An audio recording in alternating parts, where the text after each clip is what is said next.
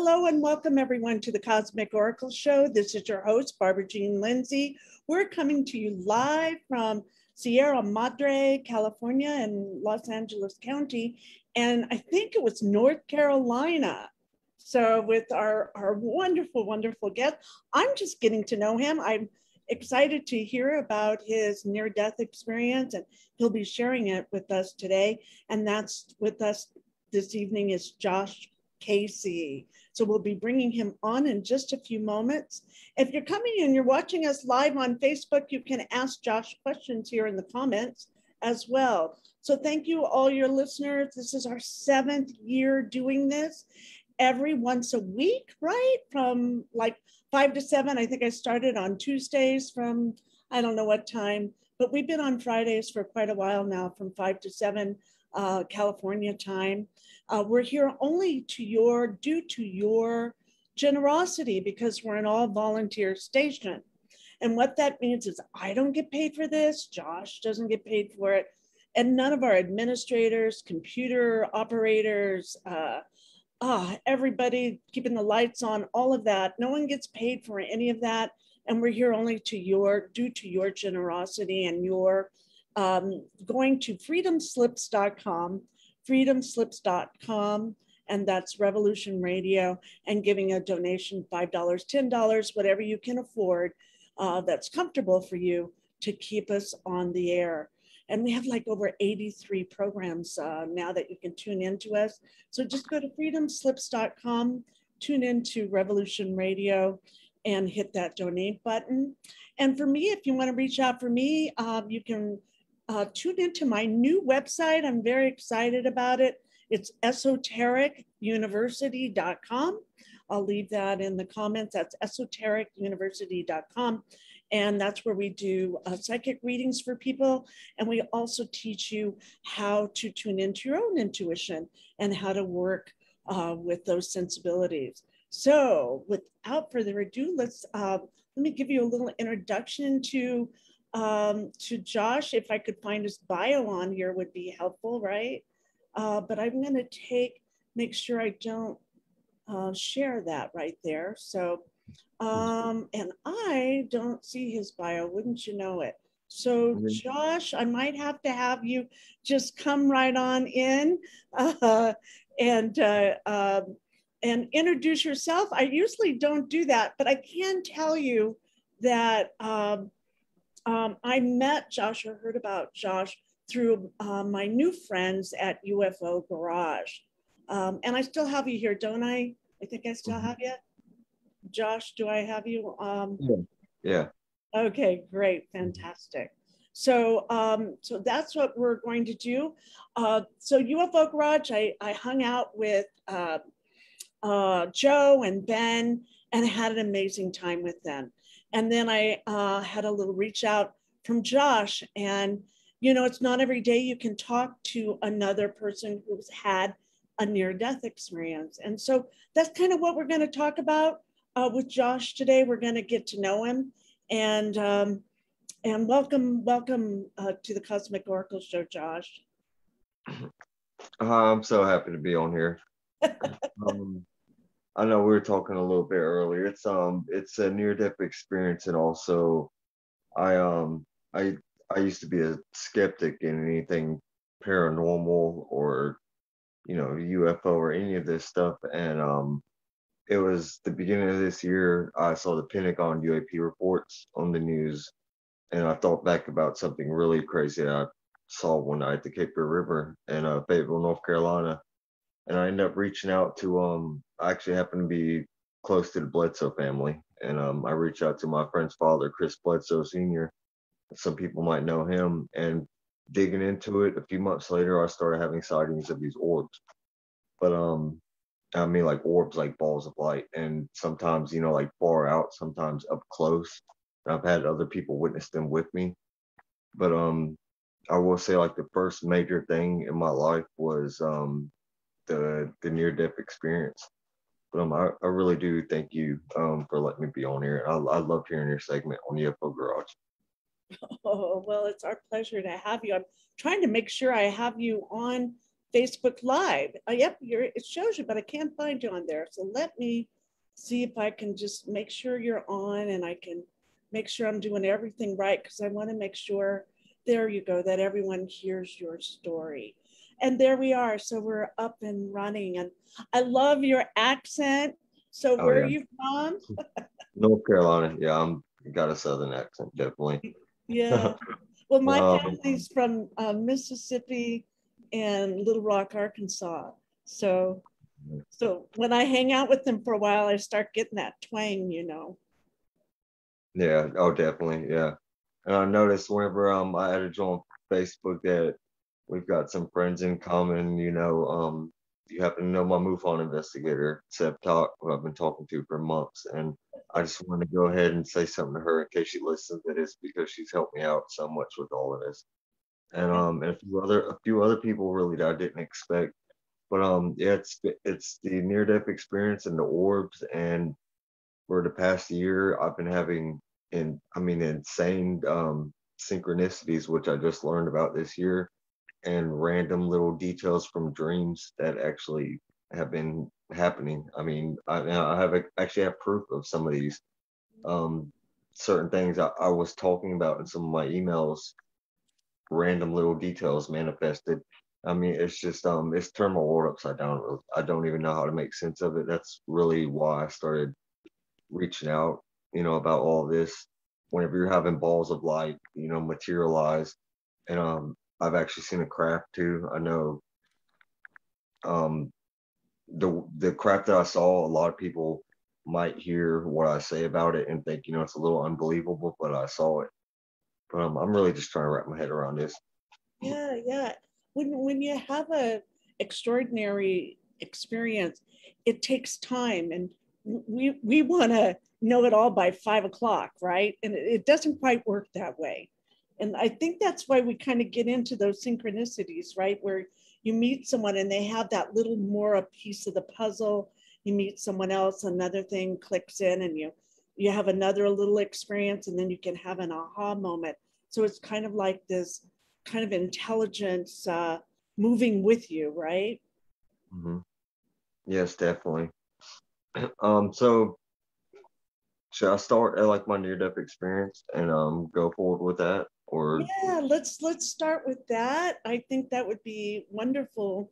That it takes. I do want to applaud your guts. It takes courage to be vulnerable to tell us about your story, and so we're really fortunate to have you share with us this evening. Yeah, thank you. I really appreciate it, because my family and friends and everybody close to me, they have no idea any of this weird stuff has been happening to me. I've been meeting so many people and speaking with Seb at MUFON for months now, and not many people at all know about this type of stuff that I've been going through. Mhm. Um, First, I do want to say that a year before I had this near-death experience, I had this dream where I actually met a deceased family member. Mm. And in this dream, I woke up where I was laying down, exactly where I laid down in my living room. And I stood up in this dream. I got up off my couch exactly where I'd started taking this nap. I was back Mhm. in high school. This is about 13 years ago, or 12 years ago, sorry. And in this dream, I got up off my couch and I really thought that I actually woke up. And I stood up and I had this intense vertigo. And this vertigo, I mean, I can remember it today. My head was spinning. It felt like it was pounding, like a physical, sensation. I mean, I can literally remember exactly how it felt right now. And I remember trying to work my way down to the back of the house to my old bedroom, and actually having to use the walls of the hallway to hold myself up because my head was spinning so bad. And my dreams are normally very scattered, they're normally like random pieces of information. This dream was linear. It was like I was living in this moment step by step. And my dreams are never like that at all. But I work my way down to the end of this hallway, and I go to what should have been my old bedroom. And when I go into this room, it's not my old bedroom, but it's a big empty square room. Mm. And in the middle of this room, there's a man sitting, in a chair, and he has white hair and a hat on, and there's an empty fold out chair in front of him, like he was waiting for somebody. Mm-hmm. Um, I'm sorry, I apologize. My voice is a little raspy. Okay. You're doing great. Thank you. As soon as I walked in this room, my vertigo immediately stopped. Mm-hmm. I was just really confused. And I went and I sat down in front of this man, and he just looked at me and he said, it's nice to meet you. I've heard a lot about you. And he kind of nodded his head towards the back of the room and said, there's somebody that really wants to see you. And I was still really confused, so I just got up and I walked to the back of this room and opened this other door. And as soon as I opened this door, I'm in a really bright grassy yard, and it's my grandmother and my grandfather's yard. Mm-hmm. And the house is painted the same color as it was whenever my grandfather passed away. And he passed away when I was like 7 or 8 years old. And I start walking up to this house, and something inside of me told me I knew it was going to be my grandfather before I even knocked on the door. So I go up and I knock on the door, and sure enough, my grandfather opens up the door, and I can remember him in this dream, honest to God, better than I do as a child. It's like he was standing right there in front of me. I mean, I think about it right now, and it almost gets me emotional. He was right there. And I tried to say something to him, and I almost got choked up like I'm trying to right now. So I told myself I wouldn't do this, but it just it kind of gets me every time. But he was right there in front of me, and I tried to say something to him, and I started choking up, and I started tearing, and he just hugged me. He said everything's going to be okay. Oh. I woke up from this dream, and I was just kind of in shock. I almost felt like an electricity was running through my body. Mm-hmm. I mean, I really don't know how to put it into words what I felt. It was like a mixture of me kind of being freaked out because this dream felt nothing like a dream. It felt like I was in another world for a moment. Right. And at the same time, I was happy that I got to see my grandfather. But I went to tell my little sister. She kind of looked at me, like I was crazy. She didn't know what I was talking about. But my mother, she well, this is her father, that I hugged in my dream. Yeah. My grandmother, I think she could tell, that something was different about it, that I wouldn't be acting this way if something didn't just happen to me. Right. So I talked to her about it, and she calls my grandmother, tells her about it. And what's really wild about this, the man that was sitting in the middle of this room, the man who was in the chair, Mm-hmm. the one who said that somebody was waiting for me and he heard a lot about me. The way I describe this man, I'm extremely convinced that it was my great grandfather. I don't know what he looks like because I've never seen a picture of him. But he passed away a couple months before I was born, actually. Um, it was he was murdered. I don't want to get into details of it, but he got killed. But it was a couple months before I was born, and I'm gonna get to the near death experience with this. I'm sorry, but this kind of links. No, you're doing great. And Thank you. you're telling us that love is timeless, right? Love is it goes beyond time and space. That love that you felt for your grandfather is really, truly, truly real. Yeah, thank you. And I figured it's better for me not to write any of this down because I just do better if I just say it, because I'm just talking about what I'm experiencing. Of course, of course. Yeah, my great grandfather, he passed away, right before I was born. Well, the day I was born, my mother and my grandmother, they've always told me this story that when I was born, for a split moment, that my mother said it felt like she somehow saw my great grandfather in me, and my grandmother was there too, and they both felt like an electricity, kind of like a static go, and it freaked my mom out from what I understand. It was, I mean, they've told me the story my entire life. I was less than 24 hours old. I'm sorry, and they just said that they look at me as a baby, and my mom can't even really put it into words that I can understand, but they said that they saw him. My great grandfather who had passed away, and they've always told me this story that he might be like watching over me like a guardian angel or something, or Right. who knows. And then later on in my life, I had this dream, where I see him. Well, my entire life, I didn't think too much of it other than just being a really nice story. About a year after I had this dream where I saw my grandfather and my great grandfather, I'm with my best friend, his little sister. It's a month after I graduated from high school, and we get hit by a drunk driver, head on collision, Oh my and God. yes, it was a really bad accident. I, Wow. I was pinned in this vehicle for an hour and a half. They had to cut me out the vehicle. Oh my God. Mm.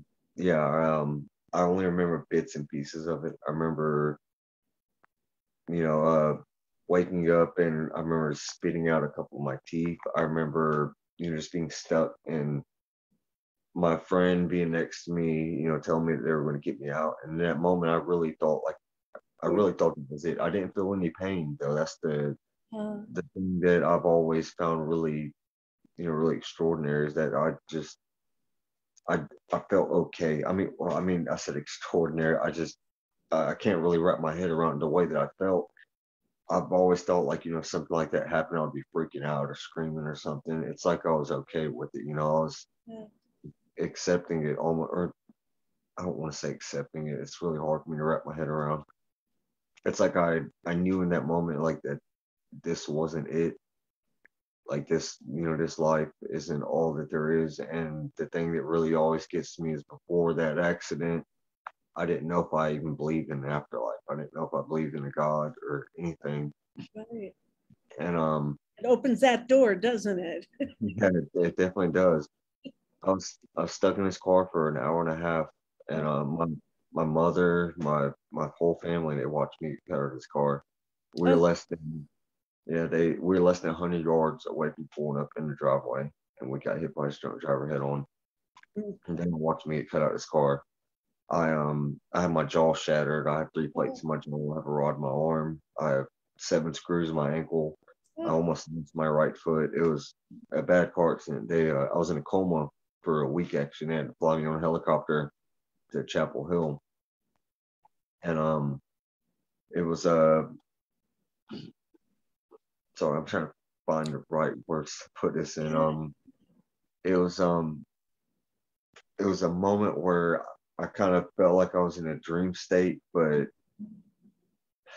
whenever Kind of in between the worlds.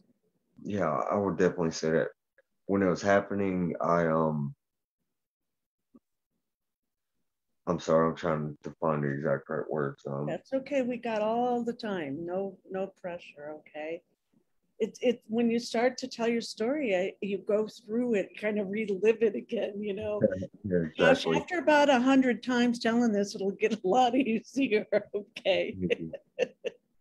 Um, yeah, I remember thinking to myself for a minute, like being afraid, you Yeah. know, am I am I going to suffer? Am I going to go to hell?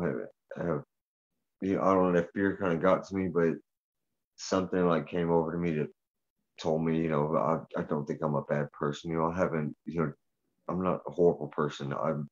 Right. I care Right. about people. I care about people that are close to me. I put myself in a hole a lot, trying to help other people out. And I Mhm. just felt at peace at that moment. And I haven't told many people that, but I Yeah. really felt like I was ready to go. I mean, I really was, I felt like I was accepting it. Right. I remember my best friend, telling me, he's like, Josh, we're going to get you out of here. And he's like, panicking, just freaking out. I could see it in his face, just shocked. And I Hmm. just like telling him like, no, Kevin. Oh God, I forgot me to say his name. Sorry. Um, well, I mean it's okay. Sorry.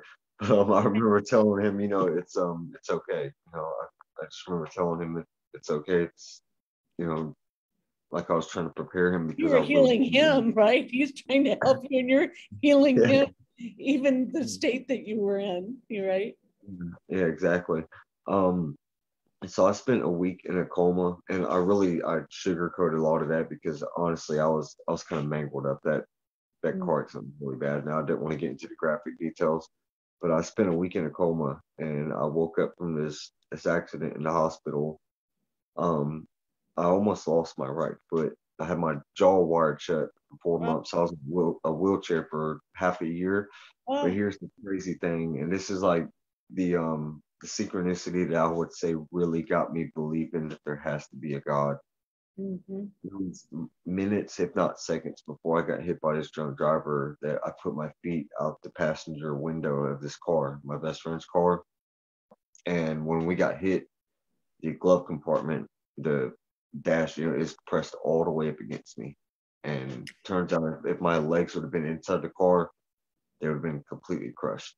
Ah, I would not have made it. And I cannot think of a single time in my entire life that I put my feet out the window. ah, ah, ah. So Don't you know what. followed your intuition on that, did you? Yeah, I mean, I don't know what made me do it. I've never done it in my entire life, and I don't know the exact time frame, but it really feels like seconds. Like it feels like 30, Wow. 30 Wow. seconds, maybe I'm off, but it feels like as soon as I put my feet out the window, I remember, looking at the trees for a second and then looking forward and the truck hit us. Like it was right then and there. Wow. So Wow. it's, yeah, it really, it changed my life. I look at a lot of things in my life, like before this, before the wreck and after the wreck, but then it started going on. And I went through a lot of things in my life. I went through some dark periods, some hard Sure. times. But I spent a little bit of time on the fire department. I went through some really difficult things there, having to not without getting into detail. Yeah. Sometimes first responders, it's too late by the time they get to a call, and there's people that you can't save. I had to deal with that a few times, and that put a big impact on me. That's something that a lot of people don't know. But Right. I dealt with that. I dealt with things that every human being goes through in their life. But it was around 2015, I think, or 2016. Me and a really good friend of mine were fishing at the Cape Fear River, like I mentioned earlier, and there's a bright star up in the sky, or it looks like a star. And we're talking, and my friend points it out. I'd make a joke about it probably being Venus or Jupiter or something. I don't. And then we're talking, and like in the middle of a sentence, I'm looking straight up at it, and the star it curves like a backward C, but Wow. like in the blink of an eye, and it's just gone. Wow. And it's mid sentence, and I'm like just questioning myself. What was my eyes are playing tricks on me. I'm Right. the Right. skeptic's kicking me so hard. Exactly. And my best Exactly. friend, You're an intelligent being, you're gonna question it. yeah, and my friend, uh, one of my best friends he's my best friend really. He immediately, I'm sorry, I was about to cuss. I'm sorry. He immediately says, did you just F and see that? And I'm like, are you serious? And he describes exactly what I saw. He's like, yeah, that star Right, just right. curved off, and it just blows my mind.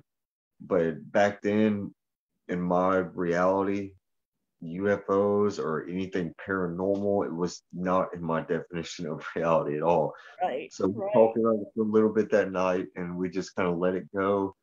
And it was like 5 years or so. I never brought this up to anybody.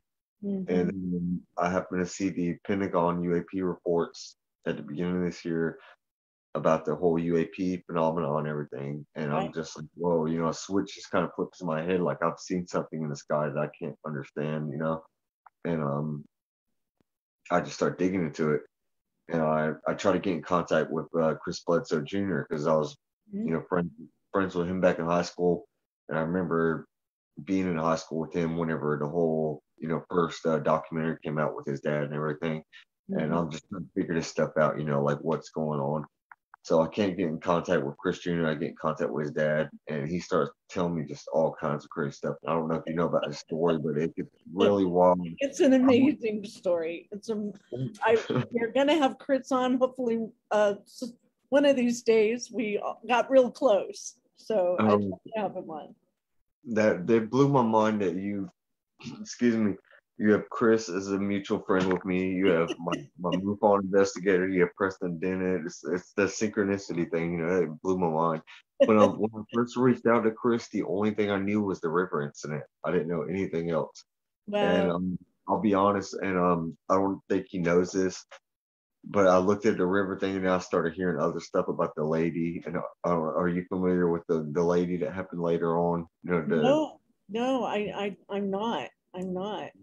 yeah, his story is ongoing and it's deep, and there's a lot of factual, like a lot of evidence, very credible evidence. But It's I thought it was incredible. I know that a story you can back it all up. That's always wonderful to have.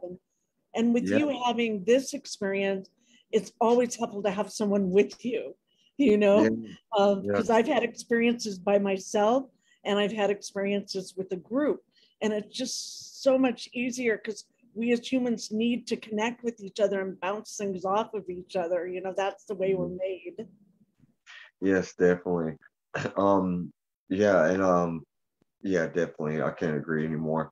So Chris, I was trying to get in contact with Chris Jr. whenever I came to this realization this year, and I started talking to him. I looked into his story, and at first I found out that he was dealing with like paranormal type stuff and not just the Right. UAP thing. And at first I'm like, okay, this is too much for me, and I thought it was too out there because I was trying to separate, the fact from fiction or who I thought was Right. making up stuff, and Right. I didn't, all this stuff, it kind of connects together. It's Mhm. when you talk about UAPs or paranormal or ghost or what people will talk about angels and demons. I don't. Somehow I think it's all of the above. Yeah. I don't know how to And then you explain throw it. in a little Sasquatch, Josh. Okay. Oh my god, that's so funny. I was just telling some guys last night. I never in a million years thought I would believe in a Bigfoot. I thought it was the silliest thing in the world until someone told me it was, Sasquatch might be a spiritual or extra dimensional entity or something. And then Right. I'm thinking, Right. well, I've seen orbs materialize and vanish, so Mhm. who would say that it's not real, Right. It's Your consciousness is expanded now, and so it's having an open mind to it, right? And what you're doing, investigate it and do your due diligence, right?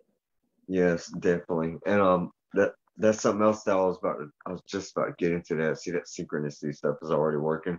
I was going to tell you, after this car accident, I started studying quantum physics, Oh yeah. the whole consciousness and the mind over matter stuff to kind of help deal with my pain a little bit. Because Oh like I said, I went through some dark times, like dealing with everything from depression to just dealing with my pain and trying to get yeah. off pain medications and stuff. And I Yeah. wanted to learn about like mind over matter. So I got really into quantum physics and law of attraction, and that branched off into other things like butterfly effect and Mm. unified theory and just like all this crazy stuff. But I never imagined it would lead to this, because it turned out whenever I started experiencing this stuff, I started thinking, wow, if I wouldn't have had that near-death experience, I would have never started investing or, learning about quantum physics. And I feel like quantum physics has helped me accept this crazy world of this phenomenon, because Right. I mean, it's all frequencies, I Yeah. mean, it's the way that I'm looking at it, everything is like a frequency. I'm Yeah. sure you know a little bit about that, everything is energy. You know, even a Exactly. rock, a solid rock has a frequency. That it makes no sense, but it's true. And you look at quantum physics and things like the double slit experiment. If I'm not mistaken, you are familiar with that, right? The Yes. double slit Yes. experiment. Yes. Okay, so I was wondering this myself. Is it true that when they're doing a double slit experiment, if they think more about it going into the left slit, it would go into the left, and that is right. And then if they're not looking at it, it's what, a wave, right? It's probability. And if they're not looking, it's a particle. So what does that mean? Like our consciousness is literally like collapsing in reality. God, I got tongue tied. Our consciousness is collapsing in reality. Is that what that means? Our consciousness changes reality, just our presence. That's how important our presence is. That's how important us just showing up makes Yeah. a difference. Us just showing up. Sometimes that's all we have to do is just show up, right? And Wow. be aware. And that changes things. Yeah. Guys, it's some mind bending. I've known this stuff for a while. I just didn't think about it on this level, like Yeah. on a more metaphysical level. until I started having sightings of like orbs and started thinking about, how is it possible these things can just pop up, be like kind of like a, what I started thinking is, maybe it's like a radio frequency, and they tune into this dimension or something, and that started getting me to dig in deeper, and like I don't know, it's just it goes. I'm sorry, I could get totally lost talking No, about that no, stuff. well, you can, because there's so much information. And the only way I can say it, and you tell me what you think about this, it's kind of like we're used to being in that third dimension. So let's just say, for an analogy, that before your accident, before you're in NDE, you were more in the third dimension, right? It's a little heavier, it's a little denser, and it's more about control, right? And then you got your whole world, you know, Yeah, changed, and your consciousness expanded. And so now you're more comfortable, or learning to be more comfortable in that fifth dimension. And then yeah, once you get that fifth dimension down and you're feeling really comfortable in it, and that takes time and patience and experience, then you can come back down into the third anytime you like. And then you can learn how to go between both of them and then yeah, up some more. So, but it does take, you can't get it all done by 5 o'clock, and we really want to try and do that. And it yeah. doesn't work that way.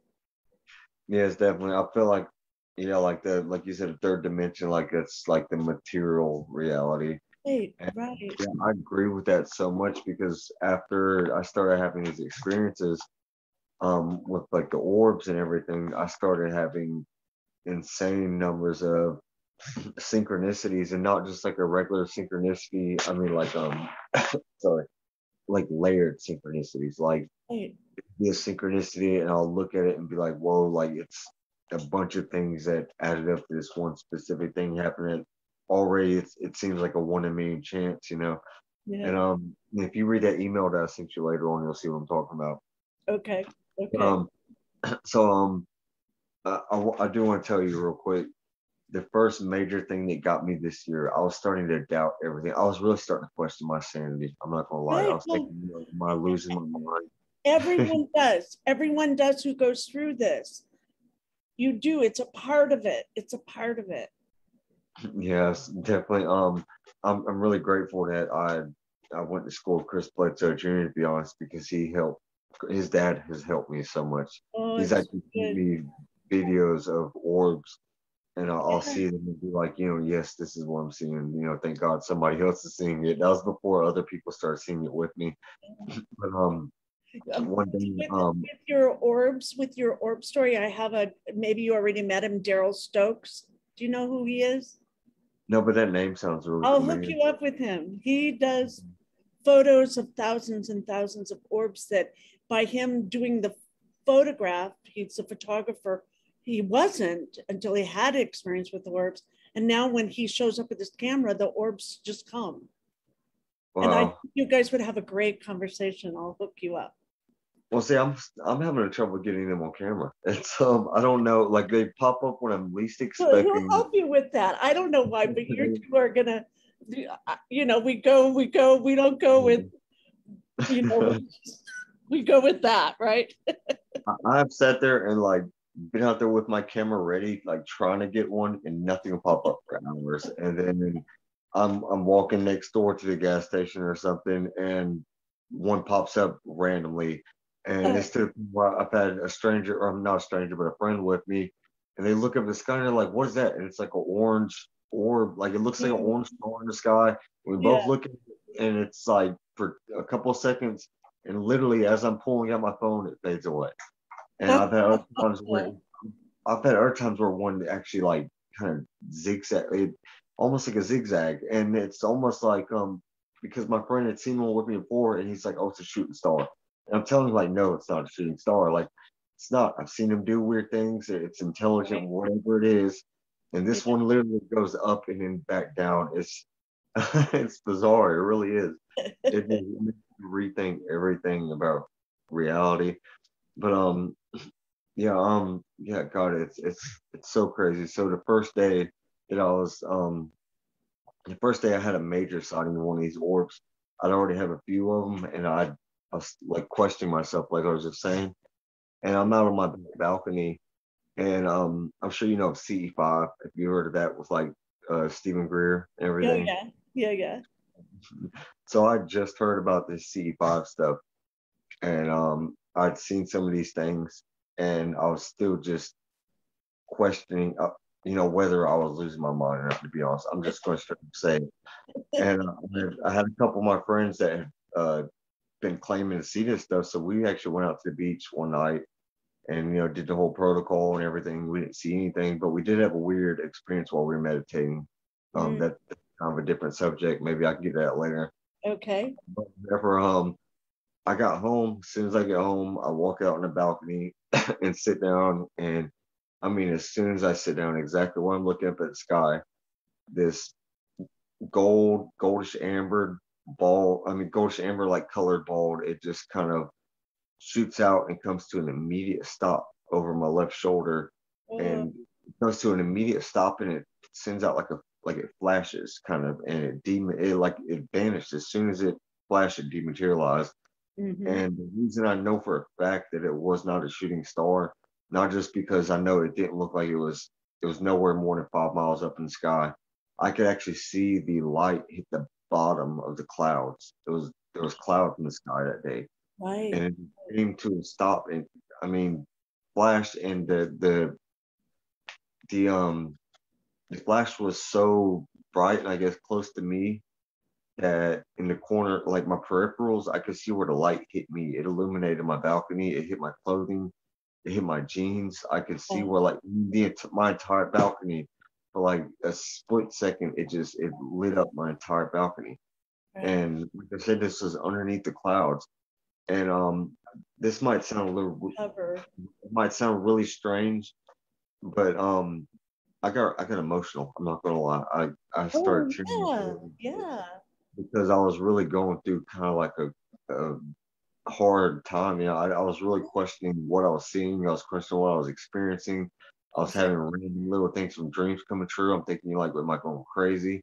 Yeah. And that night, You're I you're literally not. You found out you're not though, right? That there's if you are, there's a whole bunch of us. oh no, I know without a doubt now. But um, yeah, no, I know without a doubt. I have no question now that this is you something bigger. have to go Um, through that. It's a tough thing to go through. It's like almost like an initiation, right? And you find out a lot about yourself, right? You really do, to find out how strong you are, how what you're made of. Yeah, definitely. Well, that's the thing that was really hit me was I went to the beach with a few people who were into this stuff and nothing happened. When I came back from the beach, I was really, doubting myself. I'm like, God, am I crazy? Am I just going to the beach, talking about this crazy stuff and it's really a cult or something? And that thing, appears to me. It's like it's almost like it wants me to see it. Once you It's, see it, it gave you and some help, some love, some you need that sometimes, right? You really do. And probably you can count on that, right? If you really need it. yes, and it's gotten so much more frequent since then. At first it was here and there, and now it's like every single week. I've had I've had a few people now experience. Very Um, wonderful. one person I almost feel bad because I feel like I shattered their reality because it's a really religious friend of mine, and I think he thinks it's the devil. To be honest, Well, yeah, you'll always have that group, okay? That group's gonna yeah, stay there. And you'll yeah, have a group of haters, and you'll have a group of they are adore you. You have that group too, thinking you're someone special, and then you have those that think that you're, out there. And so you get the whole gamut, but you get to stay centered in yourself, right? And you choose to react or not react. yeah, definitely.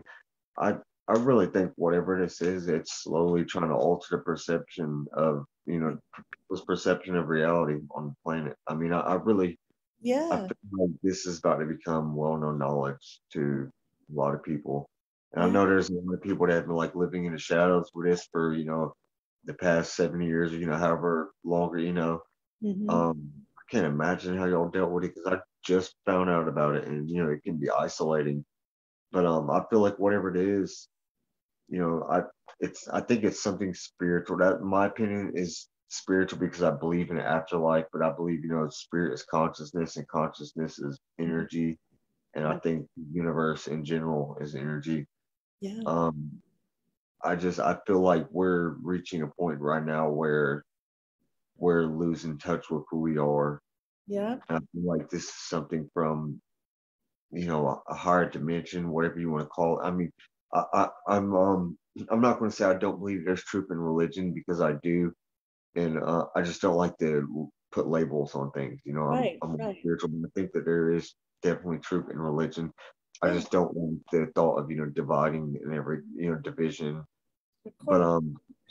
I think a lot of people today are losing track of their spirituality, and I think whatever this phenomenon is, I think it's all connected. The UFO, the spirits, and, angel, demon, ghosts, all this stuff. And I say that because I dug into it and I found out about Skinwalker Ranch. I'm sorry, Skinwalker Ranch, and my friend's dad, the Bledsoe family. They have not just things in the sky, but more paranormal stuff happening with Yeah. them. I Yeah. think we're all connected in some way that we can't wrap our heads around.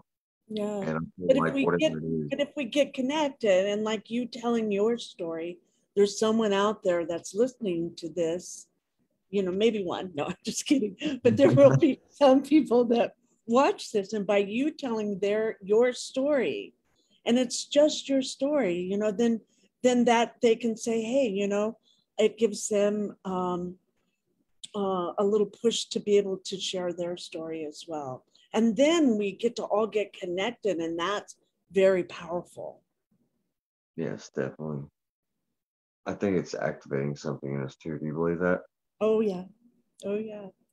Yeah. I'm, I'll share with you some other stuff after this if you're okay with it. I don't want to share publicly, but Okay.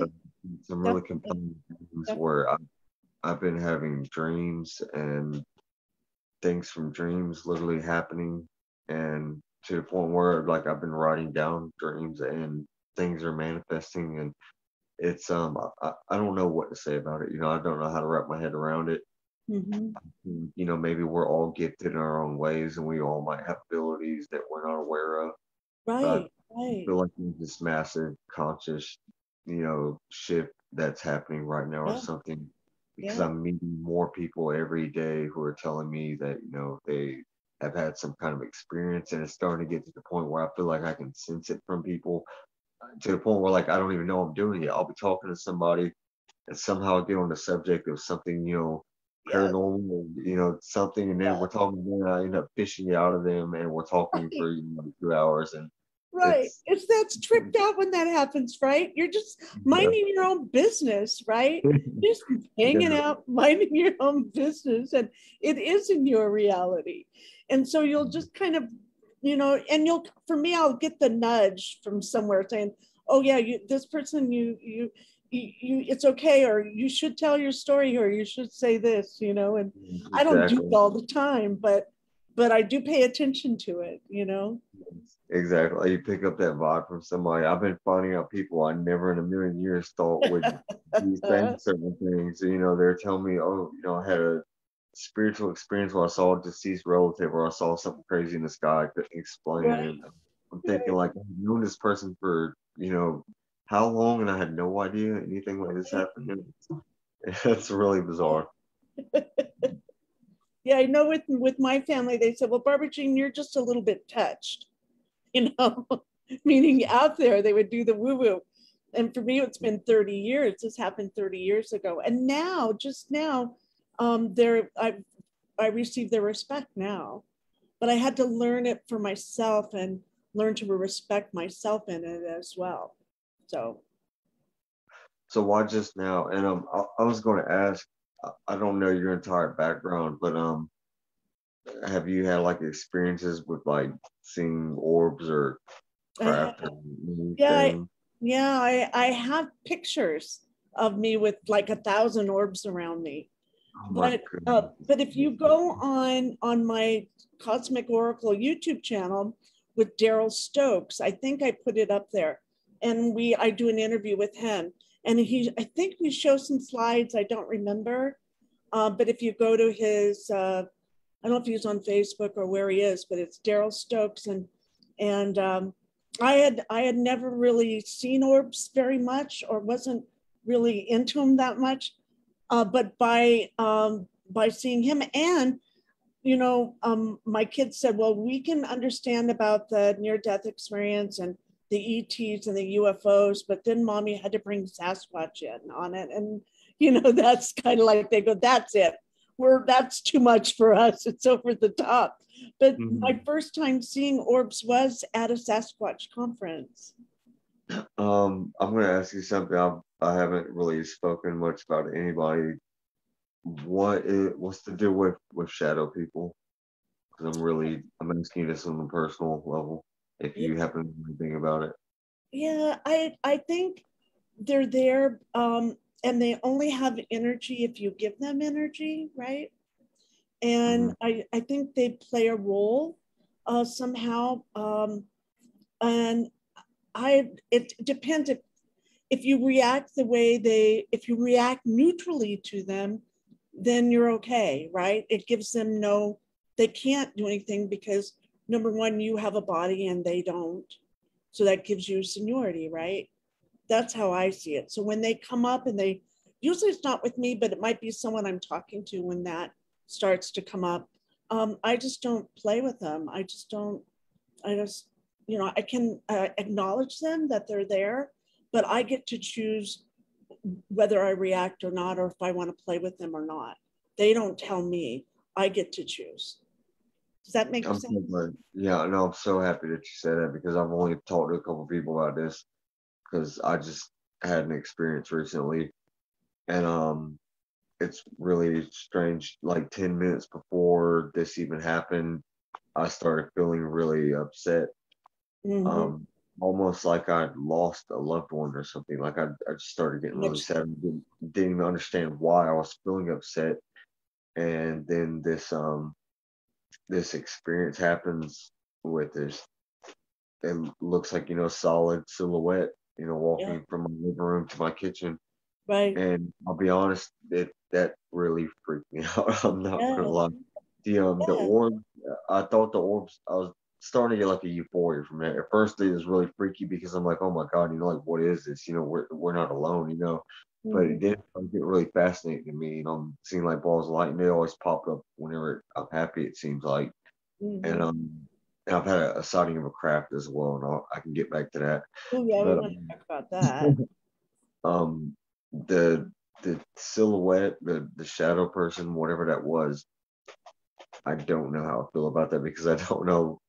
I haven't researched it very much, but I felt extremely. I don't know what I'm gonna go and say it. So this is one. I'm sorry, I'm having trouble getting some of this out. No, it's okay. We're good.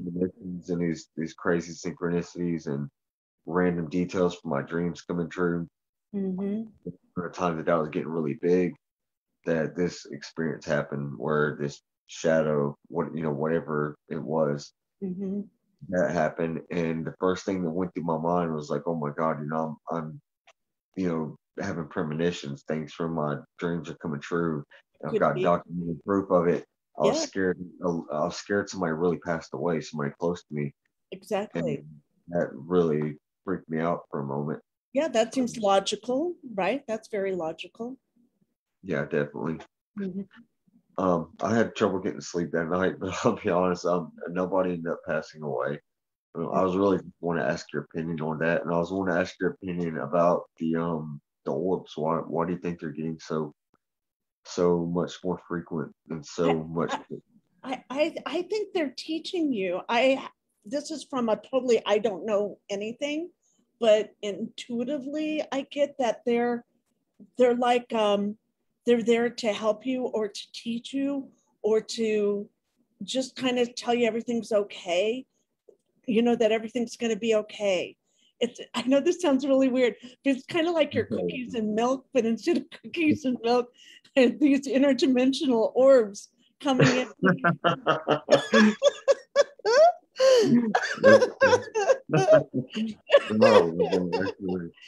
coming in to tell you that it's okay, you're okay, it's all going to be okay, everything's going to be okay, and that you're not alone, and you're not isolated, and you're not screwed up, and you're maybe a little weird, but we're all a little weird, and I just see it as it's kind of like the ship, if it maybe came off of a ship, is the feeling that I'm getting, but I'm not sure on that. But it came down to just kind of check on you and maybe scan you, kind of see how you're doing, your vitals, and it gets information and it gives information. It's kind of like, I'm getting that when you saw it, it's kind of like you relax with it, like it in a way. It's not like it freaked you out or anything. It's kind of like, like a dog, like a dog would come and make you feel okay. It's kind of like the orbs coming to kind of check on you, make sure you're okay. That's kind of what I'm getting. I don't, and not in a grandfather way or a passed over way, but in a very high vibrational way, because now, because of the accident, your vibration's much higher than it used to be. Yeah. That really, I agree with that completely. Because I will say that when I have these sightings of these orbs, it's usually when I'm in a better mood or I'm feeling humble, because some people might not understand this, but when I started having these sightings of these orbs, it strengthened my belief in a higher power. It really did, because I'm thinking, like I'll see these things sometimes blink in and out, like blink one spot, or it's like they just pop in, they're gone, pop up somewhere else. And stuff like that shouldn't be possible. It's it's supernatural, really. That I never in a million years believe would exist, and it's almost like magic, and you're seeing it with your own eyes. It's something that people tell you isn't real, and then well, they haven't hung out with us or any of our friends for a while, right? There's enough of us around that have had those experiences that we do know that they are real. Yeah, I'm still very new to this community, so like sometimes I still get that shock factor, I guess. It's I was just talking to somebody the other day, and they're like, "Oh yeah, I see orbs all the time," and I'm like, I mean, they say it casually, like, doesn't catch you off guard or anything. They're like, "No, they pop up every day." Wow. Well, when I started a long time ago, when I had my NDE, all my psychic abilities turned on 100%, and I had to learn how to work with those. And in the old days, when you said you were psychic, it was like you were the devil, and it was very scary, and it was a very dark place.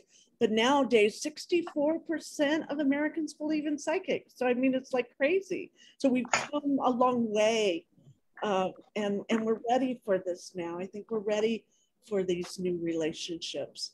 So we're about to go to break.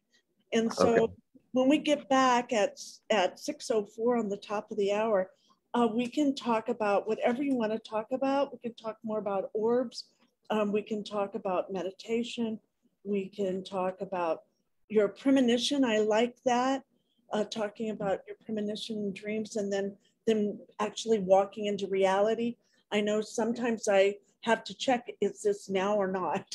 I do, I swear. So it comes with the territory, I think, with the NDE in some ways too. Yes, definitely. And I apologize for being a little bit nervous. I'm still new to all of this, but it's something's happened to me, almost weekly now. So I don't know. To me, I feel like there's so many people that don't believe in this, and it's real. Okay. They don't have to believe. That's okay. You're just telling your story, and it's meant for certain people, right? Yeah. So thank you. Hey, my first time I told my story, I threw up. Okay, so you're doing great, Josh.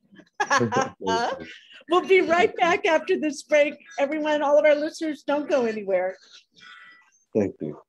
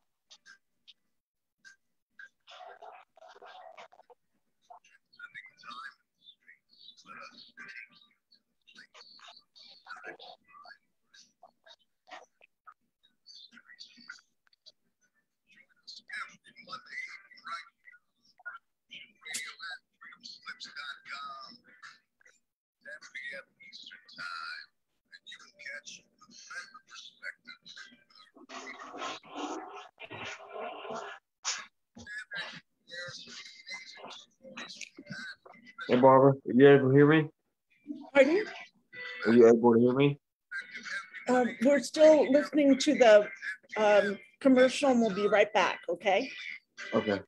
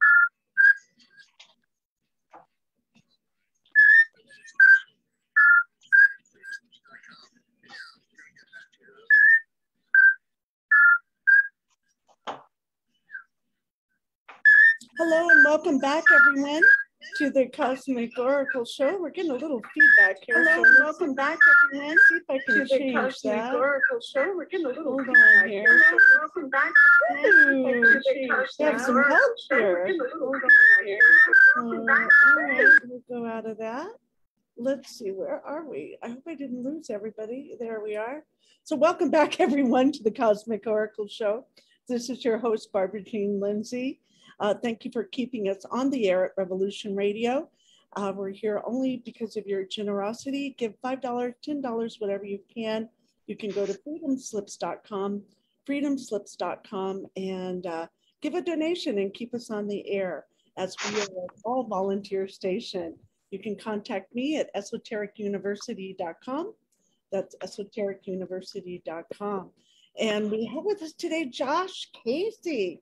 And so welcome back to the show, Josh. Hi, thank you again for having me on. Yeah, it's a total honor. And we did have a question from one of our listeners. Actually, it's not a question, but Kirsten Kaufman says, thank you so much, Josh, for sharing your story. Every time you do, it creates a ripple effect.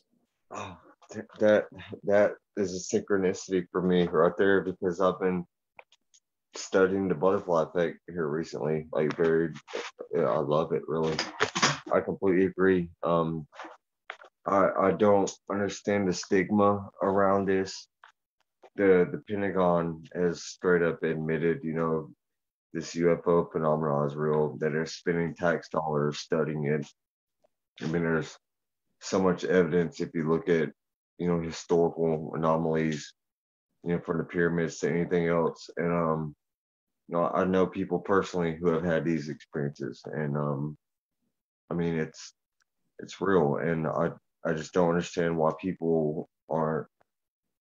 I don't know. It's like people are living in this old paradigm, and even though the government has admitted it's real, people are just more concerned with TikTok or social media than the fact that our government has admitted, like, not only are UFOs real, they've said that they've got material from awful craft, and I know this is real because I don't want people thinking that I'm trying to ride on the coattails of the Bledsoe family, but I know them, and I've heard Lou Elizondo say, that he picked up this metamaterial from the Bledsoes. Mm-hmm. And my friend told me, Chris Jr., they all held this material. It's this organic metal from a craft. They held it in their hand, and it sent a surge through their arms. Mm-hmm.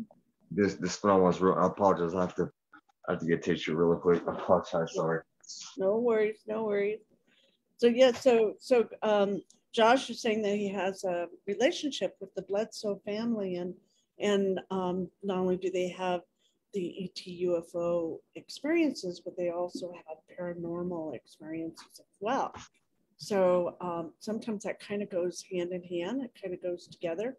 And also, I think we started off, Josh, with you saying synchronicities, right? All these different synchronicities that happen, just like me connecting with you today was definitely a synchronicity for sure. Yes, and honestly, the synchronicities have been leading me back to this phenomena in a way I can't even put into words. I'll see these orbs, and I'll actually try to get my mind off of it and try to not think about it, and things will happen that it's like it leads me back to it. Yeah. And I feel like synchronicities are like, God or the universe or whatever you want to call it. It's like, like the universe is winking at you, a little bit. Yeah. That's just Trying how to it tell feels. you, don't take all this so seriously, right? Yeah, exactly. And like I was talking about the ripple effect earlier, like you look at that double slit experiment, you're collapsing reality. I feel like if you have more positive energy, things are going to work more in your way. It's like things start to happen more in a favorable way to you, I guess, if that makes any sense. Yeah, no, it does. Well, and I wanted to I wanted to, how long ago was your NDE, Josh? What It's year was been that? 11 years now. It was in 2010. Wow. 2010. And if you look back at who you were there and who you are now, are you like, how different are you? Oh God, I'm a entirely different person. You were just talking about synchronicity. So not only did okay, so this is gonna sound a little hard to believe, but I can actually prove some of this. Not Okay. only did I put my feet out the window right before I got hit by a drunk driver, right? That saved my legs. I was also supposed to join the military. Me and my best friend, we talked to a recruiter for the military the same day that we got hit by this driver. Now, on top of this, the man who almost killed me in this accident, he didn't live there at the time, but today He lives directly across the street from my mother. What? Yes. Oh my And God. today, like right now. Yeah. It's really crazy. My sister actually lives on that same street now as well. It's really weird. And I mean, God, I don't even know how to put it into words really. So I want to say this really quick. Around the time that I had my first sighting of one of those orbs at the Cooper River, this is about 5 or 6 years after my near-death experience. Mm-hmm. I had gotten off work one day. I was working overnight. I was driving to my mother's house, and I was going through like some difficult issues internally. Just like uh, a lot of anger. I guess I was holding on to a lot of anger from Yeah. the whole accident, everything that happened. Yeah, it's Well, not fair, right? It's not fair. yeah, exactly. Well, I was driving to my mother's house, and right before I got to her house, I had this feeling. I don't know how to explain it, but it's like something kind of something took over a little bit, and I pulled my vehicle over to the side of the road because I knew I was about to drive to my mother's house. My mom lived right across the street from this guy who almost, I felt like he ruined my life, and I feel like I Right. lived past 5 or 6 years Mm-hmm. in constant depression because of this guy. Well, I pull my Right. vehicle to the side of the road. I pull out a scrap sheet of paper and a pencil, and initially I thought I was just doing this for myself. But I Mm-hmm. wrote down on this paper that I was going to forgive this man and I wasn't going to let this anger take over me for the rest of my Yeah. life. Yeah. I go to pull up in my mother's house and I see this guy outside in his yard feeding his chickens or guineas. And something told me to go give him his letter. And I actually got out my vehicle. I walked straight up to him. I didn't say much to him, but I actually handed him this letter. I shook the hand of the man who almost killed me. And I mean, I swear on everything I love, this is the hardest thing that I've ever had to do in my life. Mm-hmm. Like nobody knows like how difficult this was for me. Mm-hmm. Um, I walked up to him. I don't even remember what I said to him, but I handed him this letter and I turned around and I walked away. And in that moment, I felt like I had just killed 100 demons that were inside of me. If that makes sense. Oh, very good. Very I good. think the biggest release of the stress and uh, God, I'm sorry, I'm trying not to get. I It's apologize. okay. I It's don't know if okay. I'm It's this. okay. It's all right. Um, it was a shift in my life, and not just my life, like my way of thinking. Yeah. Yeah. That's definitely Um, an empowerment, right? You can yes, be a victim or a warrior. We kind of say that on Revolution Radio, you know. yes, Chose to definitely. be a warrior, and it takes guts and courage and feeling very uncomfortable. Yes, definitely. Yeah, I felt like in that moment I let go of something that had been holding me back for years. Yeah. I do apologize one more time. I'm sorry, I need to grab a tissue one more time. My Go for nose, it. I apologize. So yeah, would you be able to do that? Can you ask yourself if someone ruined your life and 7 years later and put you through hell, shall we say, through a tremendous amount of pain and suffering that Josh went through? Not only did he put you through a lot of pain and suffering, but your whole family through a lot of pain and suffering. So, because when you go through a near-death experience, it doesn't just affect you; it affects all those around you. Yes, definitely. Yeah, Yes, I can. It yeah. must have my mother, my father, and some of my family. They actually watched me be cut out of that vehicle. I mean, they watched me for over an hour.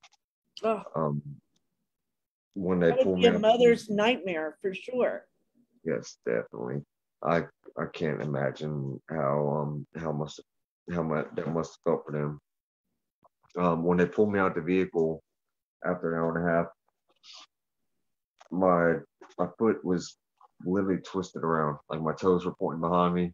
Oh, I almost lost my right foot. It was almost completely severed. And it's from my foot being out the passenger window, but I mean it was that, or I would have lost both my legs or lost my yeah, life. yeah. And you're Um, walking around fine now? yeah, I deal with pain. I've Do you? got screws in my ankle. I can feel it when the weather gets cold, definitely, and Oh when it rains. yeah, oh But, yeah, I'm grateful I'm walking, and on top of that, yeah. for one, they told me I'd be in a wheelchair for at least a year. I got out the wheelchair in 6 months, Huh. and they told me after that I'd probably be on a cane for within 4 or 5 years. I think is what they told me, and I'm still walking around now. They still tell me to get my ankle fused, and I'm just kind of refusing to accept that pretty much. Right, right. Sorry. So you had like so really it's kind of a miracle, would you say? Oh yes, definitely. I would say that it definitely is too. And that um and what's funny is when you have a miracle in your life like that, then other miracles tend to happen as well. Oh yes, they definitely do. Um,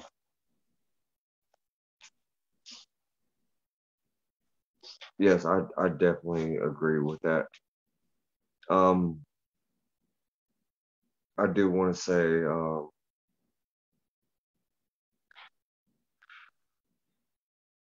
so I'm looking for the way It's to okay. We do have this. plenty of time. Um, We have all the time. Okay. there was something about the orbs I started seeing this year. I really don't know how to put it into words, but for the past 10 years or so, and Sev, my MUFON investigator, she knows this. I've suffered from really bad PTSD nightmares, Yeah. and sometimes almost weekly, and Mm-hmm. it goes back to the car accident I had, as well as some things I had to see while I was on the fire department. They Mm-hmm. were really difficult for me to deal with, but Right. for almost 10 years, almost every week, I'd have horrible nightmares where I'd wake up screaming sometimes, on medication for it.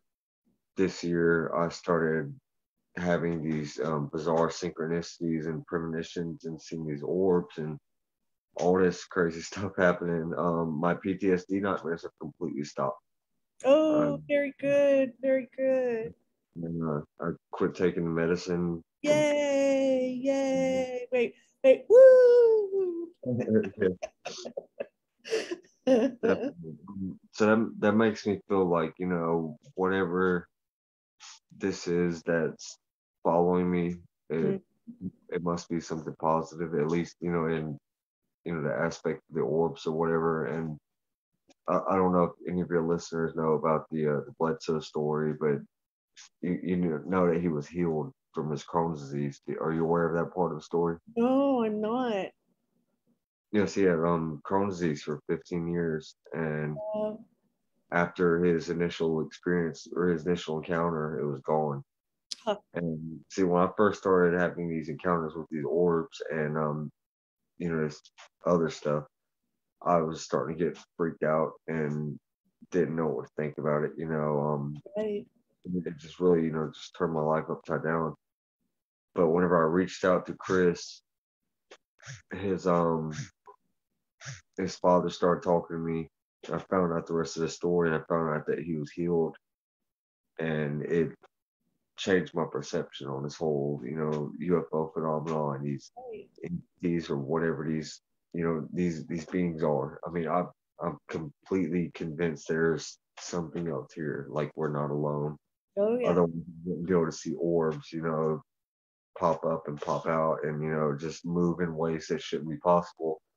But I don't believe that it can all be evil, whatever they are, or they wouldn't be killing people, or I mean, I don't know for a fact that my PTSD nightmares were healed from seeing these orbs, or maybe it rewired something in my brain. I don't know Mm, if you're aware of something called neuroplasticity. Mm-hmm. and like literally rewires itself in like new synaptic connections. I might be saying that Right. wrong, but you're making new like neural networks or neural pathways in your brain. Yeah. I've before like maybe just seeing this, phenomenon, something that shouldn't be real, is maybe like making me think in a different way, or putting me on a new level of awareness, and Yeah. maybe that's what stopped my PTSD nightmares. I mean, what are your thoughts Yeah. on that? Yeah. It's you get to see how amazing you are. Number one, I think from having an NDE, you're not afraid of death anymore. So that frees you up tremendously, right? Yeah. It just does. All right. Maybe if I have a fear, it'd be like, if I'm gonna go, I want to go quick though. I don't, it's the pain part. I don't really want to go through that part, right? I'll just go right over to that other dimension, whatever that next step is. And I'm looking forward to that. But because I'm really looking forward to that, it's like the changing of the seasons, right? When you just take this skin dressing off and you go to the Yeah. next, whatever that is, there's definitely a next, there is, right? These There's vessels. another chapter in your book, right? And Yes. so when you get there, you really get that it's such a gift here too. I think we've forgotten that part of it too. I know that sounds weird. And I know from you having an NDE, I know that doesn't sound weird, but but it's such a gift. Like in the little things, that's what I found was a big difference. And the colors, like I don't need to do drugs or anything because I have a very, because it's like you've just seen the plants. I would just burst into tears seeing a bird because it was so beautiful. I don't know if you're like that, but I'm still like that. Okay. But it's like our planet is so extraordinarily It beautiful. is, isn't it? And I've always loved animals and nature and stuff, but really this year, whenever I started having these experiences, these premonitions, and synchronicities, and these orbs, I started looking at everything different. I got into things like binaural beats and sacred geometry and things I Yeah. never thought I would be into. I mean, a year ago, I was not into any of this stuff, and I'm looking at something like a leaf and thinking about like the complexity of it. And I Right. mean, like anything, I mean, it's so complex and like just it's perfect. Like if things that happen exactly the way that they did, they wouldn't, be the way that they are. And I think a lot of people take that for granted.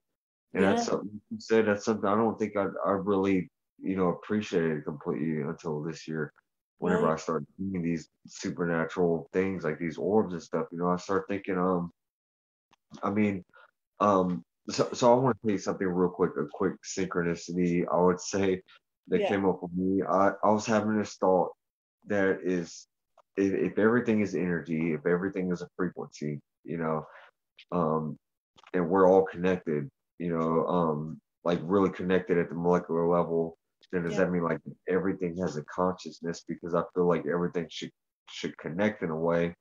I start thinking, like Albert Einstein, his law of conservation of energy. You can't destroy energy or create it. You only turn it to another form of energy. Right. So I'm thinking, like a tree, it looks solid, but it's really energy. If you set it on fire, you're raising its frequency. You're Yeah. not destroying it from the universe. You just turn it to another form of energy. It's turned to heat, and it'll rise up in the atmosphere, and it'll go into clouds, mix with water molecules, and rain back down and grow into another tree, and produce oxygen, and we're breathing it. That's just like my metaphor. Like everything's connected. Yeah.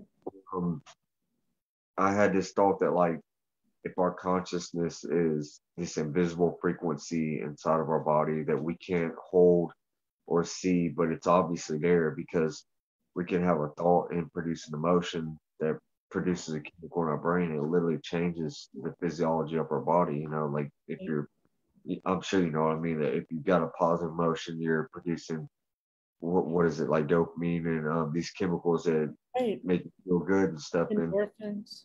yes, and endorphins. Well, if all energy can be destroyed and only turn to another form of energy, then where does our consciousness go whenever we die? I feel like it has to go to some other, plane of existence or something, Right, especially right. something that you can't see or hold, and it's here. And where was it before we got here, like before we were born? Yeah, yeah. I don't know, these are like thoughts that I never even like had until this year. And then I start having these experiences, and suddenly I'm thinking about everything different.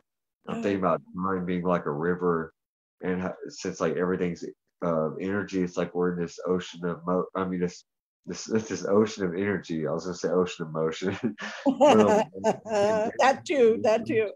Well, yeah, water is emotion. It does hold emotion, it does. yeah.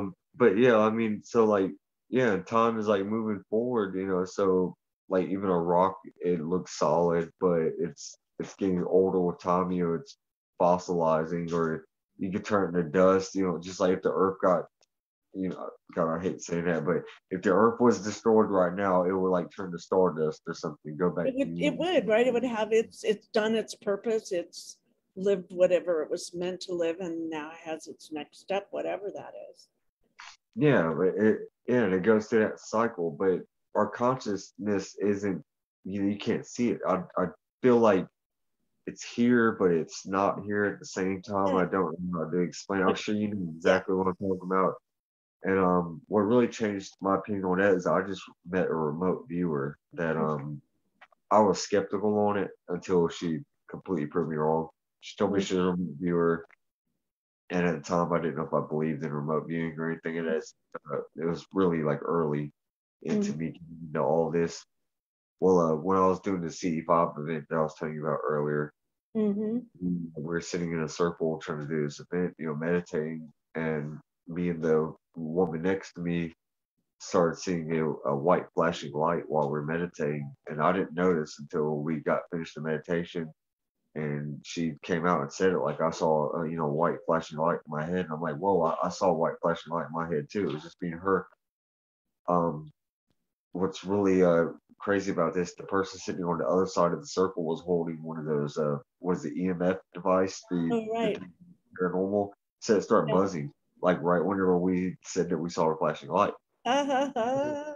Right after this remote viewer calls me and tells me, I'm sorry I couldn't make it, but I remote viewed y'all and I saw a circle and a white flashing light. And I'm just like, you didn't know That's anybody that was going to be there. fantastic. Yeah, it was so crazy. She didn't know a single person that was going to be at at this. Well, She you called can't me. make this up, right? It's what it is. It is what it Yeah, is, right? exactly. Yeah, Yeah. I think for me with having the NDE too, it's that our consciousness really, how much does it weigh? I forget how many, when you die, your body weighs so much less. And I don't remember how much less or anything like that.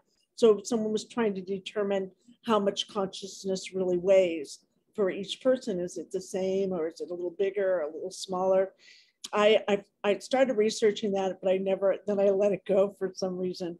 But I think for me, that one of my big ahas was when we can take our consciousness out of this body, right? And and then if I can take my consciousness out of this body, that means it is free from this body. So then I could have, let's say, my consciousness in a different body that works on Mars, where maybe I'm a giant, or I'm, that works for that environment. Or I could take my consciousness out and put it in another planet that it's maybe all water. And so I have, breathing gills and I can breathe underwater, but my consciousness is still the same, just in different forms. And I loved when I got to that point of the freedom of that, right? Mm-hmm. So I want to ask you, I completely agree with everything that you said, but I want to ask you, you said that you've had some actual sighting, like sightings in the sky or anything, or is your stuff more paranormal, or Uh, what? I saw it's in my book. I wrote a book about some of them, not all of them, called Dime for the Light, but about my NDE. Finally, I didn't want to, but I was just guided to, and so I did. But in that, one of the I saw, and I wrote about this in Janet Carroll Lesson's book, and where she took a whole bunch of people's sightings and put them all together in one book. And I was in Hawaii, and it's a long story, so I'll keep it really short because this is about you. I was out with a woman that I met. We were in a convertible and went down to the longest, to the South Point in the middle of the night. And we saw, like you're talking about, where you take a whipped cream can and you shake it up. And it's like, that's what the clouds look like off in a distance, these perfect clouds. But right on the edge underneath, like you were talking about, was the sliver of a ship that we saw. You could see it, could really see it. And so, and then it started coming closer. And as it came closer to us very quickly, then all those white clouds disappeared. And then it came right over the top of us. There was about 8 people totally that it came right over. And then we had kind of this sunburn a little bit afterwards, and we didn't quite talk. It was really kind of a degree of strangeness afterwards. And then we had an old fisherman come down off the cliff and said, "Did you see it? Did you see it?" And we go, "Yeah." And he goes, "Did you see the UFO?" And we all said yes. And he goes, "Thank God," you know, because he thought he was crazy, and he wasn't. He had experienced it as well. So that was like a group one. But I mean, once you start opening up to this, I mean, we could talk all day long about experiences. Once you get experiencers together, you know, you could just talk all day long about. It becomes a part of your life and a part of your reality, and it's okay, right? Definitely. I've only seen one craft. I've mainly seen orbs. But I will say the one craft that I saw, it shook me. I'm not gonna lie, because of the size and how close it was. And so I'm just gonna explain to you exactly how I saw it. I love it. And I know some people. Well, I'm sure your listeners, they're open-minded enough. So I need to quit apologizing, because I've got this bad habit of saying, "I'm sorry, I know this sounds crazy," because I'm so new to it. So maybe we won't say that anymore. How's that? Yeah. That'll be your homework. So I was out on my balcony, and I saw over the apartments what looked like the tip of something pointed, but it looked gray and it was moving by, and I didn't know what this was. So I stood up, and I need to say that first off, this night, it was like 2 o'clock in the morning exactly. I know this for a fact.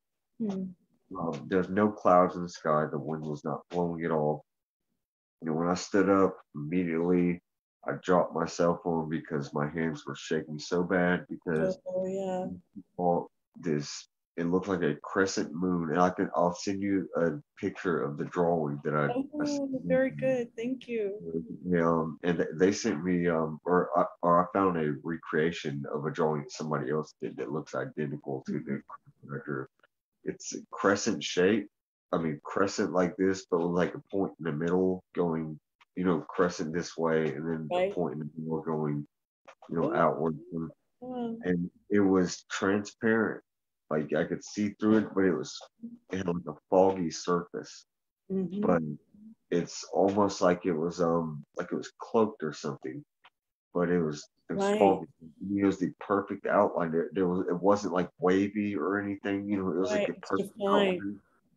Yes, like this crescent shaped craft, and it just glided over these apartments for like 2 or 3 seconds, like just perfectly long enough for me to see it and know exactly what I was seeing was something, completely real. Right. And the whole time my heart is pounding out my chest. I'll be honest, my heart is pounding right. This is how I know like this is real, because my heart started beating talking about it. Right. And I mean, this thing was big. It wasn't, like a tiny little orb either. It was like whatever it was. It was a craft. Majestic. It sounds majestic. Yes, it was. God, How big was it, do you think? How tall and how wide? I would say like, well, I mean, for one, I need to say that, okay, so it was like a crescent shape, but it was Right?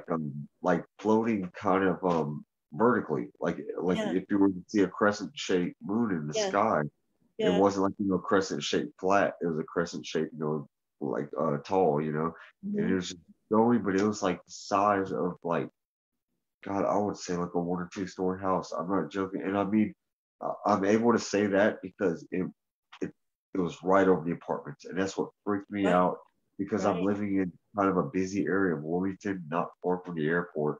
right. And oh my God, like what? Like I don't know if it was just it phased in this reality for a moment or what. I know it sounds so crazy, and No, it's I not. felt that habit of like trying to doubt myself in my head, but I know what I saw. Yeah, And you know what you saw. it glided by, and it's I didn't feel like scared like it was about to destroy North Carolina or something. It's just like it was observing, or more like it wanted me to see it. Really, that's what I It felt. did. It Yeah, really wanted me to see it for a moment because literally just it floated by, and like after 2 or 3 seconds it faded away. There was yeah, not a cloud in the sky. There was not even any wind. Like even if like for some miracle, the fog like formed this right. perfect instant shade. There was no wind because I remember looking exactly like right at the trees Wow. to see if the branches are blowing and the leaves on the trees are dead still. There's no wind blowing. And this thing just cruised straight by. It just blew my mind. I got way too detailed with that, but I'm trying really No, hard to I love explain. it. No, it's important. It's important. How long ago did that happen? About 2 or 3 months ago, yeah. Oh, wow. That's after It a few months gets of your me. attention though. It just grabs your attention for sure. Yeah, And do you think you're being acclimated in any way? Because like when you first, let's say when you saw your first ship and now, you know, is it your reaction different? Have you been more neutralized to it so you can handle it easier, or does it still scare the crap out of you? well, I mean, it's a little bit both, to be honest. What's really crazy about that same exact day, I just told my friend because by this point I had already seen like a handful of orbs, and I got past the freak out phase because I reached out to Chris Bledsoe, and he Uh-huh. helped me. Talked you down. Yeah, just knowing that something. Well, my fear was that it was all something evil. Like, oh my God, aliens are here to experiment on Oh, everyone. I had no idea what to think. But then I hear his story that something healed him. So, and there might be bad ones out there. I have no oh, idea. sure, But sure. but knowing that there's good ones out there, that puts some peace in my heart. And I still believe everything is spiritual. I think Yeah, all of this is connected in some way. Whether you're talking about paranormal or ghosts or angels or demons, or like it might not be exactly what we think, but I think that it's all real in some type of way. yeah. But I I've been seeing orbs for a bit, and I just told my friend that same day that I was ready to see my first craft. and Oh, I that's awesome. and yeah, and I called Chris Bledsoe the next day, and I told him, and said, "Oh my God!" I said, "I told somebody I was ready to see my first craft, and it happened." Like, and Chris messaged me back. He said, "They test your faith." He said, if you ask for it, and he talks to me about emotions and stuff. Right. About pretty much, I guess, maybe faith and knowing that this is real. I don't know exactly. Well, Um, emotions are a good thing. I'm in my family, I'm the crier. I cry over everything. But that's also the way that I heal myself. So it might be the planet that I come from. We're criers. I don't know. But I've learned to accept it. And as sensitives, we pick up so much energy and so much information more than people that don't, you know? And it's kind of, I came in that way. I bet you came in that way a little bit, Josh. Yes, I was actually about to ask you something. I'll be honest, I've been a little bit nervous this whole talk because um I I can't even remember if I told you earlier. I forgot to tell you. um I don't mind posting it, but I wasn't planning on tagging into my family or friends. I took off the tag, but I kept it posted there. None of my family or friends know anything about what I'm experiencing. Yeah. So I mean, I know I'm gonna have to tell them eventually because Yeah. it's getting to the point where other people are seeing it with me, and you know, I'm talking Yeah. to a lot of people about this. You know, Yeah. so I I, know I they're going to come out yeah, eventually. Sorry, yeah. go ahead. It's common because you have to work it for yourself first and really feel it and know it, because you will be challenged, you know, and Yes, it's not fun being challenged, and you're not there to prove it to anybody, but it is your reality, it is what has happened to you, it is the truth. And yeah, so you're building it inside yourself to get stronger, so you'll know when to say it and when not to. Sometimes, you know, it's better not to be. Depends on my mood. Okay, Josh. If someone wants to challenge that, then bring it. I'm in the mood to do that. But sometimes I'm not. So I'll just say, well, you know, I'll catch you later. You know, yeah, you learn how to roll with it a little bit. Okay. definitely. I'm really glad you said that actually, because it's a roller coaster for me.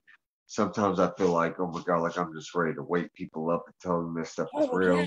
And Yeah. sometimes I'll think maybe people are just better off not knowing, and then I feel like people just need to find out on their own, you know, like in a way that you know they can Yeah. digest Yeah. this information. But I'm to the point where I really feel like I'm supposed to be doing something. You are. I think you are. I mean, our Kirsten Kaufman says, Josh, you are an inspiration.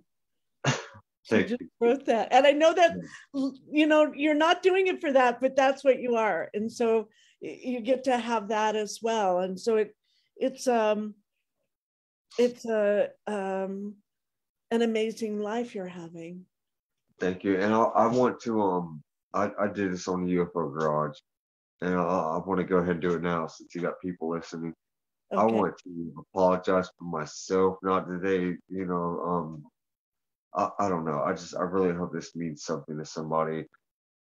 Being a former like hardcore skeptic, and I mean saying like a year ago, I laughed at stuff like this. Like I always thought that, you know, life on our planet, sure it's possible, but I didn't think that stuff was already here, or whether they're from another dimension, or it's all some kind of spiritual thing, or they're time travelers, or all of the above. You know, I have no idea. I just want to apologize myself, Oh.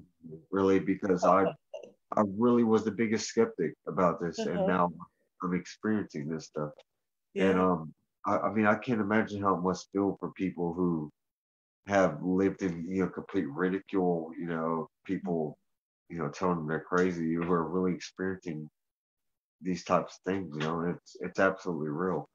And Yeah. I mean, I don't know. I was going to ask you, like, why do you think it is that it's it's easy for people to believe things like ghosts or spirits, or and I don't mean to offend anybody, but like, you know, like miracles from religions, you know, um than, you know, it is for somebody to believe like a UFO or something, you know, like an alien or something from another planet or dimension or whatever. Like But what's yeah, I think because of our conditioning, you Yeah, know, we're exactly. conditioned. And so um and at any time you break free from the matrix, shall we call it, Yeah. um it takes courage, and it takes some action, it takes some doing to do that. And where sometimes it's just easier to, you know, like, hey, when I had my NDE, when it first started happening, I went back to bed and pulled the covers back over my head because I didn't have time for it,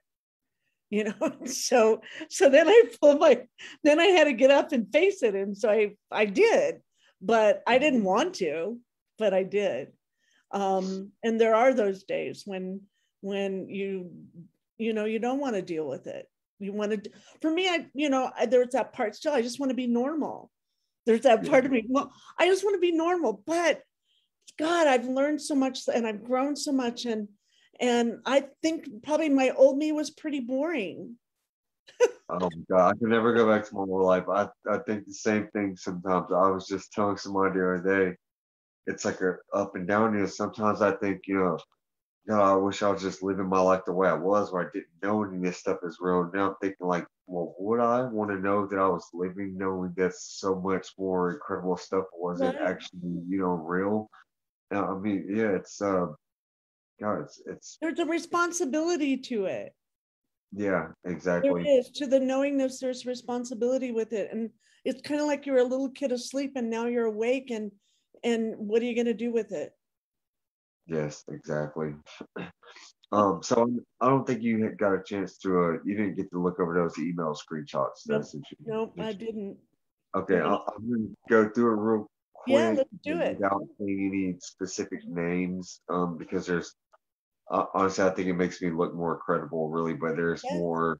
There's actual like dates and people's names in those emails that I sent you, and it's yeah, really weird. It's layered and complex to the point where whenever I was trying to wrap my head around it, I started to get really scrambled brain. yeah, Um, so my second sighting, I told you about the orb that flew over my the left side of me on the balcony and yeah. stopped and did flash. 2 weeks later, and I mean like exactly 2 weeks later, at the exact same time, almost 5 o'clock in the morning, I was getting ready for work and doing the same routine, sitting in my back balcony. I was listening to music, and the weird thing is, the night before this, I had this random dream where this girl, who I'm not going to name, in my dream, she made a statement, and the what she said to me was a really specific phrase, and I don't want to say that phrase. Mm-hmm. But I got on my YouTube that next morning, and that what she said, it was at the very top of my YouTube feed. It was the name of a song, and it was a song I never heard before. And I'm like, whoa, this is weird. Because I mean, this girl, and I hadn't seen this girl in like 10 years or over 10 years. Wow. So I Wow. started playing this song, and it gets a little deeper in this. I started playing this song, and as soon as I play the song, I have my second orb sighting of this year. My first one was like 6 years ago, the one I put in the back of my head. When it's Right. orb acts almost identical to the one I'd seen 2 weeks prior, at the same exact time, 5 o'clock in the morning.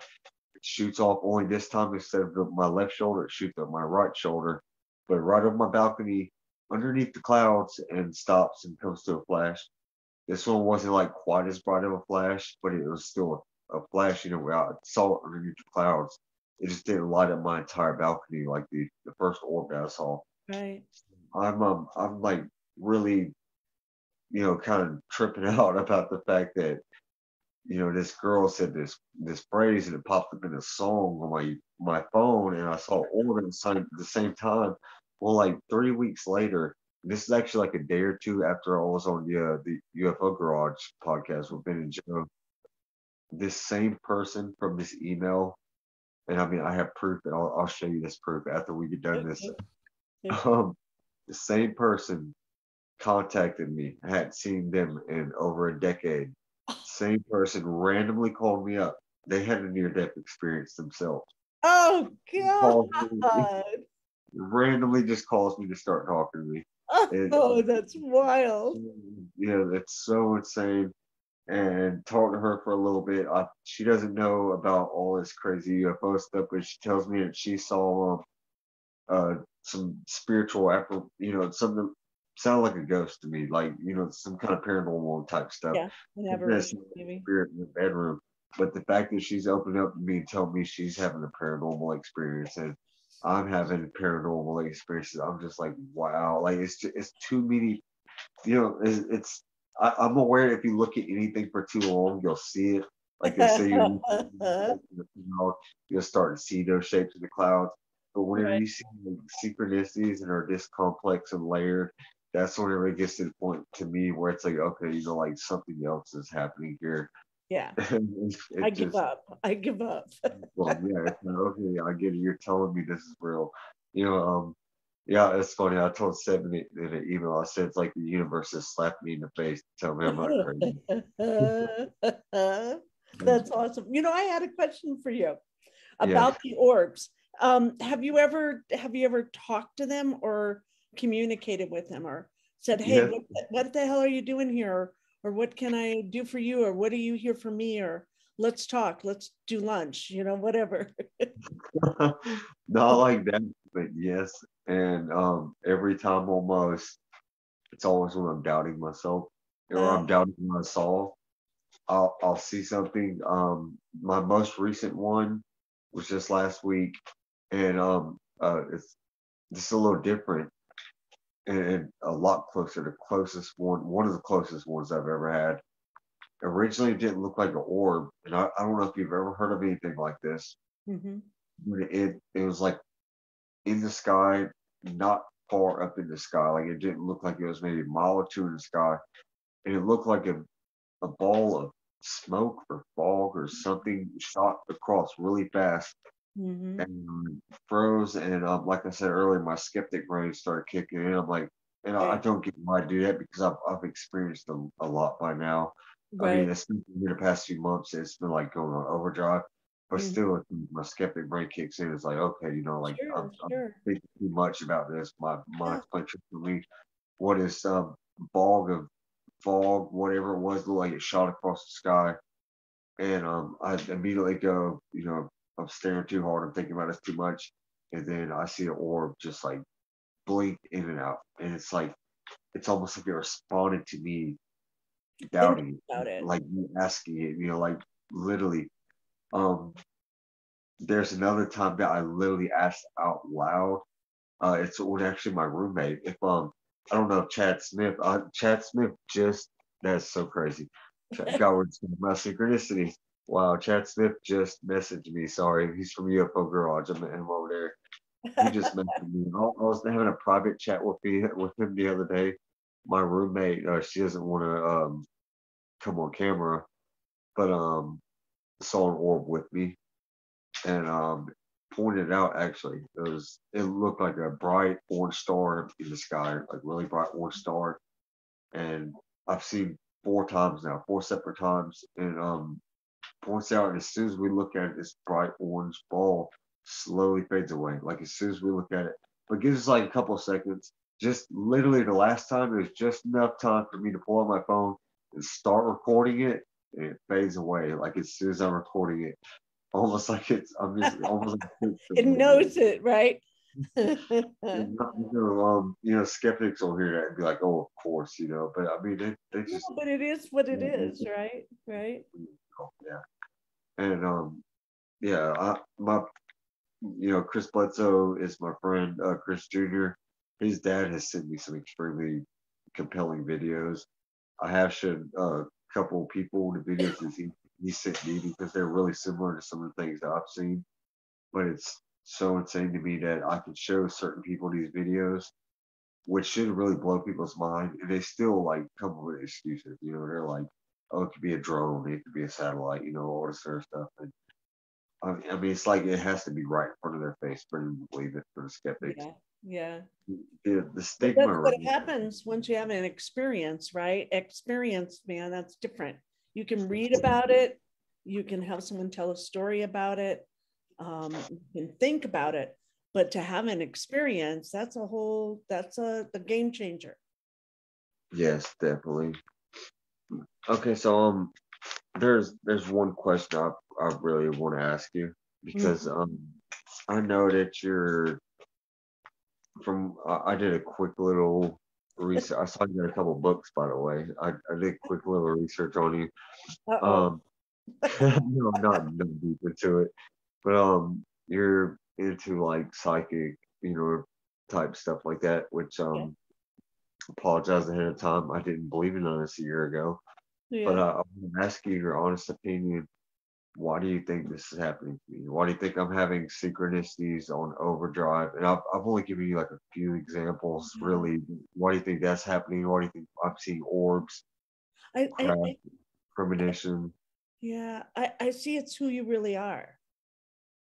You are who you are. You vibrate at a certain level, and it's kind of like, and I don't, for lack of a better term, it's kind of the NDE kind of was the catalyst to send you into your higher self, to that multidimensional being, that all of that information was brought to you, and now you get to use it in the body in present time. But you have a lot of knowledge that it looks like you got to pick up from all sorts of dimensions, but also from past lives, from your consciousness was expanded, Now you get to use it and work with it, and to help people, because you're a helper. You know, during war and violent times and all of that, you're one of the helpers, and I see that's what you're doing. And you got an upgrade when you had that NDE. You had to go through that whole dark level to figure out who you are, and now you know. And boy, that's an amazing combination to help people with, is that you have respect for yourself now, and you're stepping in. Now your next year, 2-3 years, you're stepping into your power with your information. That's what I would say. Thank you. Yeah, I really do appreciate that. And you're a humble person, and it comes to those who don't really want it, right? I still said, yeah, I don't, if I had it over, I would maybe think about it, you know, because I still go there somewhere, and not really, but I still do. Every once in a while it comes up, you know, what would have happened if I'd still be like, I don't know, happily retired watching television. I don't know.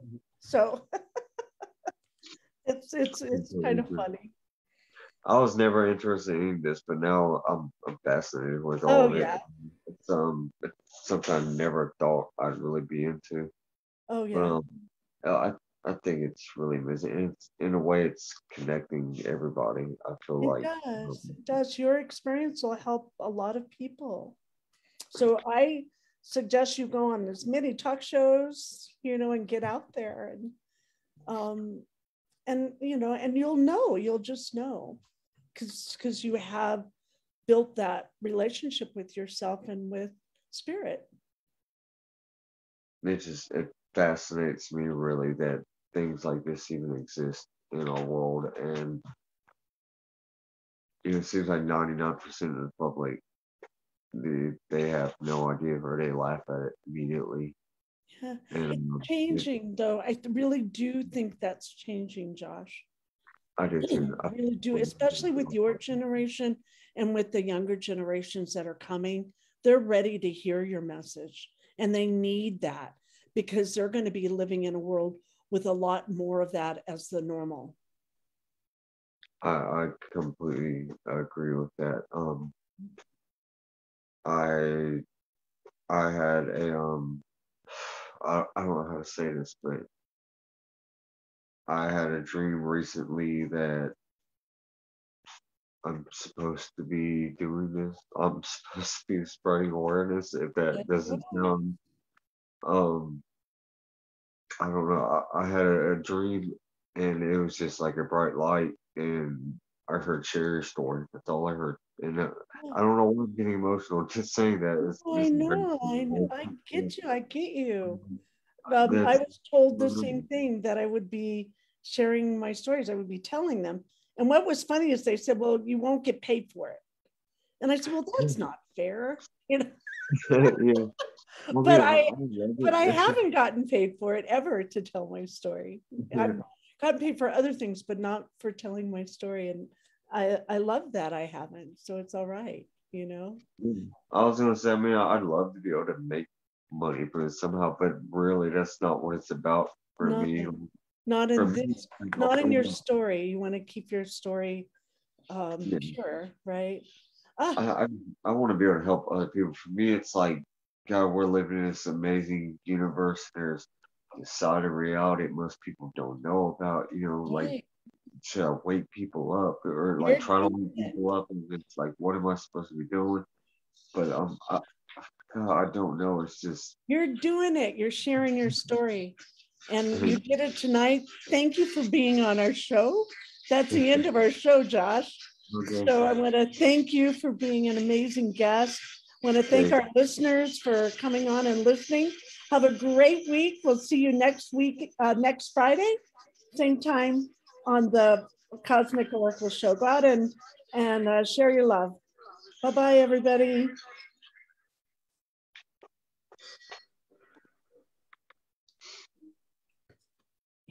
You still there? Yes. And I'm going to end this. Let's see, but I want to see if I can keep you on, or if not, I will. We're still live on Facebook, but Josh, I want to talk to you afterward. So I'll talk to you on the phone, okay? Okay, right. that's great. Because I was you. really wanting to ask you a couple of things. Yeah. I don't know why I've been like nervous. I don't know. I guess just I feel like a couple of my family members might have saw that, but I mean, I really don't care because I know they're going to find out eventually. And to me, like I know what's happening is real, and I don't care about people's opinions anymore. Their opinions aren't reality. Not important. Yeah. Right. So I think we have to go, and so you and I will talk privately. Is that cool? Yeah, definitely. Okay, let's do that now. Thank you for coming on the show. Bye, everybody on Facebook.